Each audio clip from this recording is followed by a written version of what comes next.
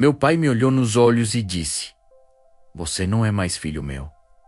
Eu tinha 24 anos, a plantação inteira em cinzas atrás de mim, e a única coisa que eu sabia era que eu não tinha feito aquilo.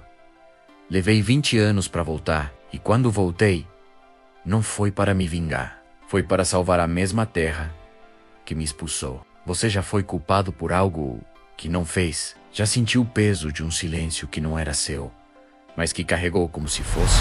Hoje eu vou te contar a história de Ezequiel, um homem que perdeu a família por causa de uma mentira e que precisou voltar para casa para que a verdade, enfim, encontrasse seu lugar. Vem comigo que eu vou te contar essa história. No Vale das Palmeiras, cercado por lavouras de café que se estendiam até onde os olhos alcançavam, a família de Norberto era conhecida por 3 gerações de trabalho duro na terra. Seu avô tinha desbravado aquele pedaço de chão quando ainda era mato fechado, e seu pai tinha ampliado a propriedade até se tornar a maior produção de café da região. Norberto herdara não só a terra, mas o peso de manter vivo o nome da família diante de todo o vale. Era um homem de poucas palavras, de mãos grossas e olhar cansado, viúvo desde que Dona Militina morrera ainda jovem, deixando 2 filhos para criar sozinho. Norberto aprendera a esconder qualquer sinal de fraqueza atrás do trabalho. Não sabia dizer palavras de carinho, mas mostrava o amor todo dia, levantando antes do sol para garantir que os filhos tivessem oportunidade de uma vida melhor do que a sua. Ezequiel, o mais velho, já tinha 24 anos naquela época e era o braço direito do pai na administração da fazenda. Homem de fala mansa, estudioso, tinha aprendido sozinho a ler sobre técnicas modernas de cultivo em livros emprestados, sonhando em ampliar ainda mais a produção da família com métodos que via funcionar em outras regiões. Era respeitado pelos empregados, querido pelos vizinhos, e via na terra não apenas um negócio, mas uma herança que precisava ser cuidada com carinho. Adão, o irmão mais novo, tinha 19 anos e era diferente do irmão em quase tudo. Inquieto, impulsivo, sempre em busca de aventura e do reconhecimento fácil. Vivia se metendo em confusões das quais só o irmão mais velho conseguia tirá-lo. Admirava Ezequiel com aquela mistura de amor e inveja que só existe entre irmãos, querendo ser tão respeitado quanto ele, mas sem a paciência necessária para conquistar esse respeito da mesma forma. Na noite em que tudo mudou, Adão tinha se envolvido, escondido do pai, em um negócio arriscado de empréstimo com um homem de fora do vale. Na tentativa de levantar dinheiro rápido para pagar uma dívida de jogo que já se arrastava havia meses. Para conseguir o prazo que precisava, prometera parte da colheita daquele ano como garantia, sem autorização de ninguém, e escondia do pai e do irmão o tamanho da confusão em que tinha se metido. Na madrugada em que o prazo do empréstimo vencia, Adão foi até o galpão onde se guardava a colheita inteira, decidido a levar parte dela escondida antes que o pai percebesse, numa tentativa desesperada de negociar mais tempo com o credor. Levava consigo um lampião para enxergar no escuro, e foi um movimento brusco, um tropeço entre os sacos empilhados, que derrubou a chama sobre a palha seca ao redor. O fogo pegou rápido, alimentado pelo vento forte daquela noite de junho. Em minutos, as chamas subiram altas o suficiente para serem vistas da casa principal. Norberto e os empregados correram com baldes d'água, mas era tarde. O galpão ardeu por horas, consumindo não só a colheita, mas boa parte da estrutura construída pelo avô de Ezequiel décadas antes. Quando o fogo finalmente cedeu, ao amanhecer, restava apenas fumaça subindo da madeira carbonizada e o cheiro amargo de café queimado pairando sobre toda a propriedade. Foi nesse momento, com o rosto sujo de fuligem e o corpo tremendo de medo, que Adão, apavorado com a possibilidade de o pai descobrir a dívida escondida e o negócio mal feito com o credor, apontou o dedo para o irmão mais velho, que tinha acabado de chegar, correndo do outro lado da propriedade. Foi ele, pai. Eu vi ele mexendo no galpão com um lampião antes do fogo começar. era mentira. Uma mentira nascida do pânico, do medo de admitir a dívida e o negócio escondido, da vergonha de revelar ao pai o tamanho da própria imprudência. Adão sabia, no fundo, que estava errado, mas o medo naquele momento falou mais alto que qualquer lealdade. Ezequiel ficou paralisado, sem entender de imediato o que estava acontecendo. Eu não fiz nada, pai. Eu estava dormindo do outro lado da propriedade. Várias pessoas podem confirmar.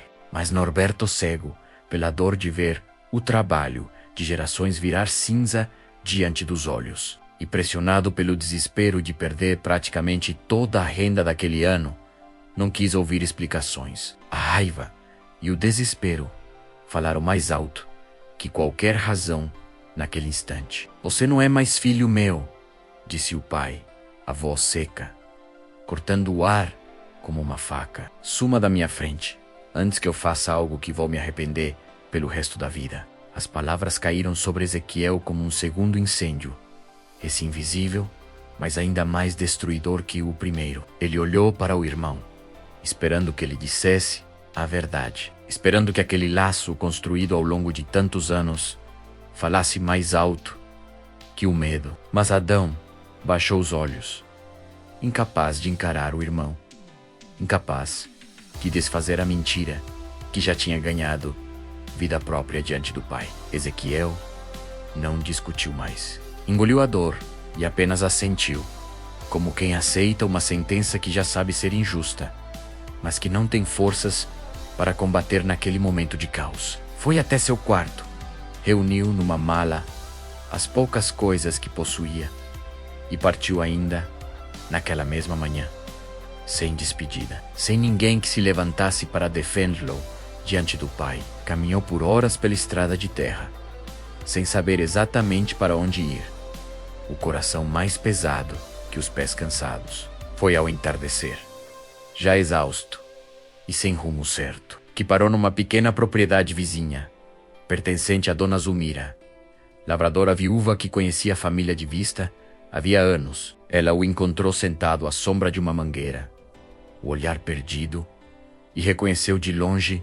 o filho de Norberto. Estranhou vê-lo ali, sozinho e visivelmente abalado.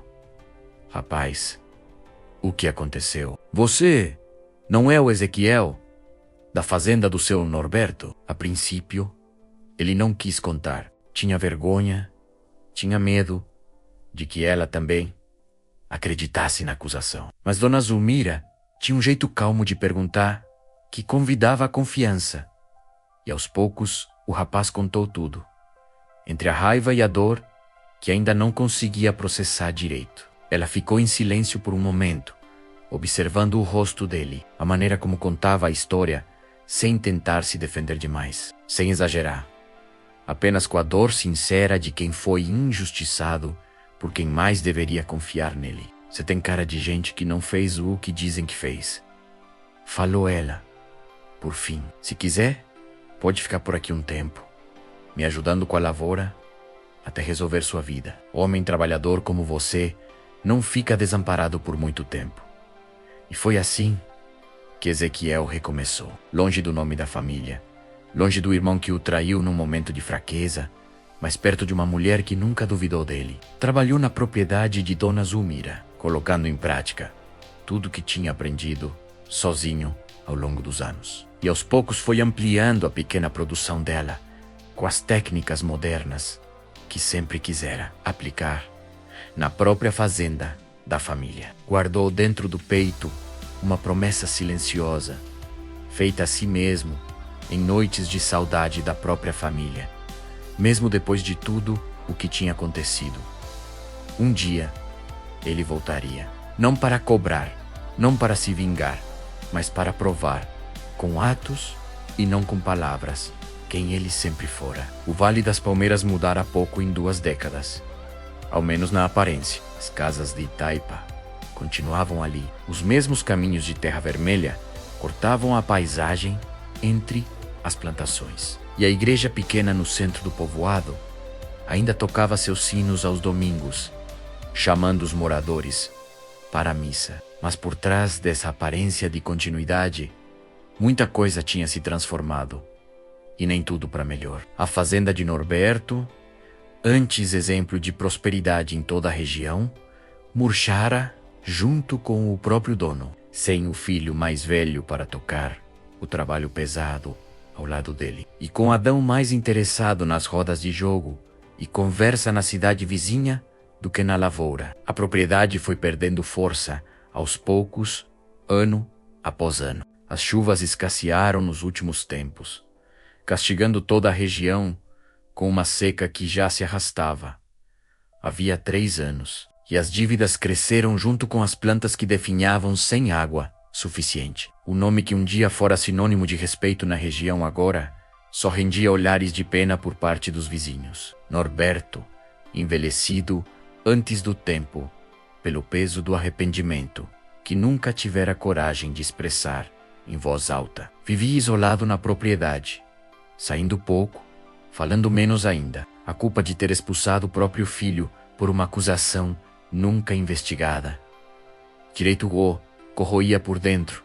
Havia 20 anos, mas o orgulho, tão forte quanto a culpa, o impedia de sair à procura de uma reconciliação. Adão, por sua vez, carregava seu próprio fardo. Sabia, no fundo do coração, que a mentira contada anos antes tinha destruído a vida do irmão e, de certa forma, também a própria família. Tentara, ao longo dos anos, encontrar coragem para contar a verdade ao pai, mas cada tentativa esbarrava no medo de ser ele o próximo a ser expulso, o próximo a perder tudo. O peso da mentira o acompanhava como uma sombra, transformando-o num homem inquieto, incapaz de encontrar paz, nem no trabalho, nem na própria casa. Foi nesse cenário de terra seca e corações fechados que o engenheiro agrônomo chegou ao vale, contratado pela prefeitura da região, para estudar formas de recuperar as plantações castigadas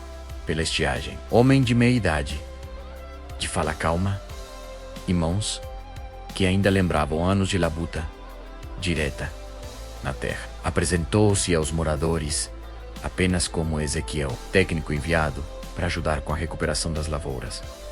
Ninguém no vale reconheceu, de imediato, o rapaz que fora expulso 2 décadas antes. O tempo tinha mudado seu rosto, encorpado seus ombros, e a dor vivida ao longo dos anos tinha mudado seu jeito de olhar o mundo, mais firme, mais silencioso, mas sem o rancor que muitos esperariam encontrar num homem que fora tão injustiçado. Ezequiel passou os primeiros dias visitando propriedade por propriedade, ensinando técnicas simples de irrigação que economizavam água, testando o solo para entender onde ainda havia esperança de recuperação, e devolvendo aos poucos a confiança de agricultores que já não acreditavam em mais uma colheita farta. Trabalhava com paciência, sem pressa, explicando cada passo com a clareza de quem realmente se importava com o resultado, não apenas com o cumprimento de uma tarefa. Sua reputação cresceu rápido entre os moradores. Diziam que o técnico enviado pela prefeitura tinha jeito com a terra como poucos, quase como se conhecesse aquele solo de outra vida, e de certa forma conhecia mesmo. Quando chegou a vez de visitar a fazenda de Norberto, agora uma sombra do que fora antes, Ezequiel parou diante do portão por um longo minuto antes de tomar coragem para entrar. O coração batia forte, não de medo, mas da mistura estranha de memórias que aquele lugar despertava. Cada árvore, cada curva do caminho trazia de volta lembranças que ele havia guardado bem fundo por 20 anos. Foi Luzia, filha de um antigo vizinho e agora professora na pequena escola do vale, quem o reconheceu primeiro. Ela tinha ido até a fazenda de Norberto naquele dia para levar um recado sobre uma reunião comunitária e cruzou o caminho justamente quando o técnico se aproximava do portão. Parou de repente, os olhos arregalados, examinando aquele rosto que parecia impossivelmente familiar. Ezequiel? Ezequiel, é você mesmo. Ele se virou devagar, reconhecendo naquela voz os ecos distantes do passado. Luzia tinha sido sua amiga de infância, a jovem que sempre acreditara nele, a única, além de Dona Zulmira, que recusara acreditar na acusação quando o restante do vale escolhera o silêncio conveniente. Luzia, disse ele, um sorriso contido brotando pela primeira vez em dias. Não pensei que fosse te encontrar aqui logo de cara.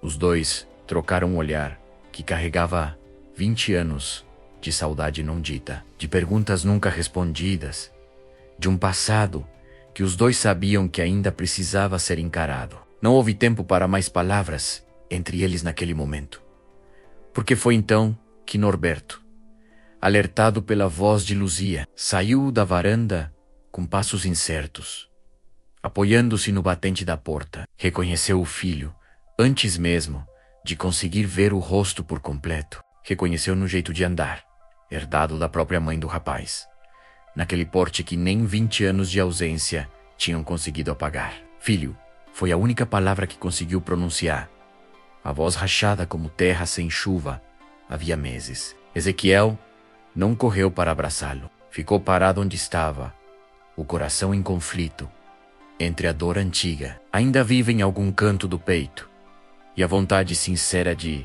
finalmente, depois de tanto tempo, ser visto pelo pai, pelo que sempre fora. Um filho inocente, injustiçado por um medo alheio. Vim para ajudar a lavoura, seu Norberto, disse, com uma serenidade que escondia a tempestade de sentimentos por dentro. O senhor precisa de água nova nessa terra, e ela precisa de verdade também, antes de mais nada. Norberto baixou a cabeça diante daquelas palavras, sentindo o peso de cada uma delas. Não soube o que responder de imediato. 20 anos de silêncio não se desfazem com facilidade, mesmo quando o coração já está cansado de carregar o próprio erro. A notícia de que o técnico enviado pela prefeitura era, na verdade, o filho expulso de Norberto, correu o vale inteiro em poucos dias, passando de casa em casa, como o vento que carrega as sementes de uma plantação para outra. Uns julgavam em voz baixa, lembrando da velha história do incêndio. Outros se calavam, preferindo esperar para ver o que aconteceria quando pai e filho finalmente se encontrassem cara a cara, sem os 20 anos de silêncio como barreira entre eles. Ezequiel, porém, não deixou que os comentários alheios o desviassem do motivo pelo qual tinha voltado. Continuou seu trabalho na fazenda do pai com a mesma dedicação que dedicava às outras propriedades do vale, testando o solo, planejando um novo sistema de captação de água da chuva, ensinando técnicas que poderiam devolver vida àquela terra tão castigada pelos anos de abandono e seca. Foi durante uma dessas tardes de trabalho, com o sol já baixando no horizonte e pintando o céu de laranja sobre as fileiras de café, que Adão finalmente reuniu coragem para procurar o irmão. Encontrou-o sozinho, medindo a umidade da terra à beira da plantação, concentrado no trabalho, e ficou parado a alguns passos de distância, incapaz por um instante de dizer o que precisava ser dito. Havia 2 décadas. Ezequiel percebeu a presença do irmão e se ergueu devagar, limpando as mãos sujas de terra na calça. Os dois se olharam em silêncio, por um momento que pareceu se estender por muito mais tempo do que realmente durou. Eu preciso falar com você, disse Adão, finalmente, a voz embargada, quase a mesma voz insegura de 20 anos antes. Faz tempo que eu devia ter dito isso. Ezequiel apenas assentiu, esperando, sem pressionar, sem facilitar, o caminho para o irmão. Sabia, de alguma forma, que aquele momento precisava vir, por vontade própria de Adão, não por cobrança. Eu menti, Ezequiel, continuou o irmão, os olhos marejados, a voz falhando entre as palavras. Eu tinha me metido numa dívida que escondi do pai, e naquela noite fui até o galpão tentar resolver as coisas escondido. Fui eu que derrubei o lampião perto da colheita. Quando o fogo começou, entrei em pânico. Tive medo de que o pai descobrisse a dívida e o que eu tinha feito, e deixei ele acreditar que foi você. Eu era jovem e covarde, Mas isso não desculpa o que eu fiz. Eu destruí sua vida por medo de enfrentar minhas próprias escolhas. Ezequiel ficou em silêncio por um instante que pareceu durar todos aqueles anos de estrada, de trabalho duro na propriedade de Dona Zulmira, de noites sem família, reunida à mesa. Mas quando finalmente falou, sua voz não carregava ódio, carregava o peso de quem já tinha decidido. Havia muito tempo que carregar rancor era um fardo pesado demais para se levar pela vida inteira. Eu sei, Adão, descobri faz tempo, através de gente que também estava por perto naquela noite e nunca teve coragem de falar. Passei anos tentando entender por que você fez aquilo. E demorei, mas entendi. Você estava apavorado com as próprias escolhas. Isso não apaga a dor que eu senti, mas me ajudou a não deixar essa dor virar veneno dentro de mim.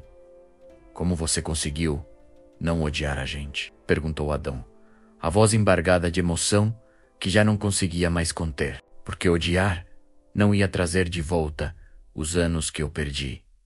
Respondeu Ezequiel, olhando para as fileiras de café que se estendiam à sua frente. Escolhi não voltar para brigar. Escolhi voltar para construir. E é isso que eu quero fazer agora, com você e com o pai, se vocês quiserem.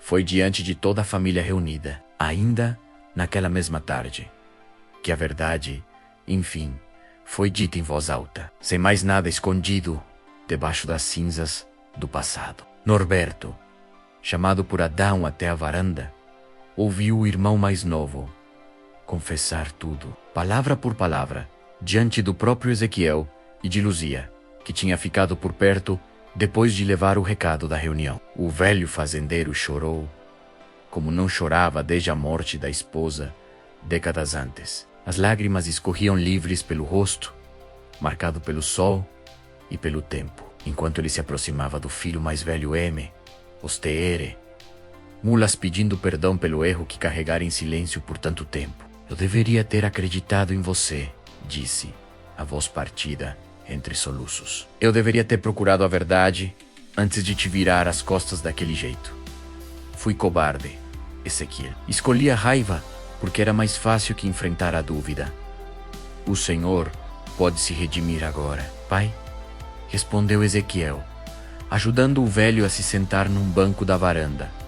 A voz suave, mas firme. A terra ainda está aqui, esperando. E eu também estou aqui.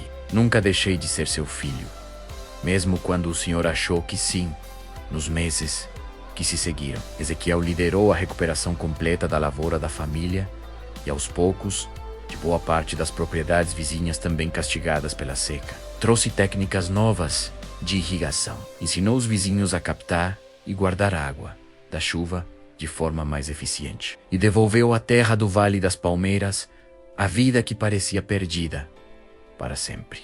A colheita voltou a florescer, farta como não se via havia anos. E com ela veio a confiança de um povo inteiro que passou a ver, na história daquele homem, a prova viva de que a verdade, mesmo atrasada, ainda tem força suficiente para reconstruir o que a mentira um dia destruiu. Ezequiel e Luzia, que nunca tinham deixado de se olhar com o mesmo carinho guardado desde a juventude, reataram aos poucos os laços interrompidos pelo tempo e pela distância. O que começara como amizade antiga se transformou, naturalmente, em algo mais profundo, e os dois se casaram numa festa simples, debaixo dos pés de café, que voltaram a dar frutos graças ao trabalho incansável de Ezequiel. Toda a comunidade do vale compareceu, celebrando não apenas a união do casal, mas o reencontro de uma família que muitos já davam como definitivamente separada. Adão, livre finalmente do peso que carregava havia anos, tornou-se o braço direito do irmão na administração da fazenda. Aprendeu, ao lado de Ezequiel, o verdadeiro valor do trabalho na terra e da honestidade nas próprias escolhas. E os dois reconstruíram, dia após dia, não só a propriedade da família, mas a relação que a covardia de uma noite quase destruiu para sempre. Norberto viveu o suficiente para ver os netos brincarem, entre as fileiras de café que ele mesmo plantara décadas antes, correndo livres pela terra, que finalmente voltava a prosperar. Nas tardes de sol fraco, sentava-se na varanda observando o filho mais velho trabalhar e sentia, pela primeira vez em muitos anos, uma paz que julgava ter perdido para sempre. Antes de partir, já bastante idoso, chamou Ezequiel para perto de si e disse as palavras que deveria ter dito 20 anos antes. Você sempre foi o meu orgulho, Ezequiel. Só demorei tempo demais para dizer isso em voz alta. Obrigado por não ter deixado que a minha injustiça virasse a sua também. Ezequiel apertou a mão enrugada do pai, sentindo, finalmente, que aquela ferida tão antiga tinha encontrado seu descanso. Essa história nos mostra que a injustiça pode até calar uma voz por um tempo, pode até afastar uma família inteira por 20 longos anos, mas raramente apaga a verdade para sempre. Ezequiel poderia ter voltado cheio de rancor, cobrando cada ano perdido, cada momento de vida construído longe de casa, mas escolheu voltar como construtor, N o como Ruiz. E foi exatamente essa escolha, feita ainda diante de uma injustiça enorme, que abriu espaço, décadas depois, para que a família inteira pudesse finalmente se curar. Quantas vezes carregamos mágoas que nem sequer são nossas para resolver sozinhos? Quantas famílias se perdem para sempre porque ninguém teve coragem de procurar a verdade antes de apontar o dedo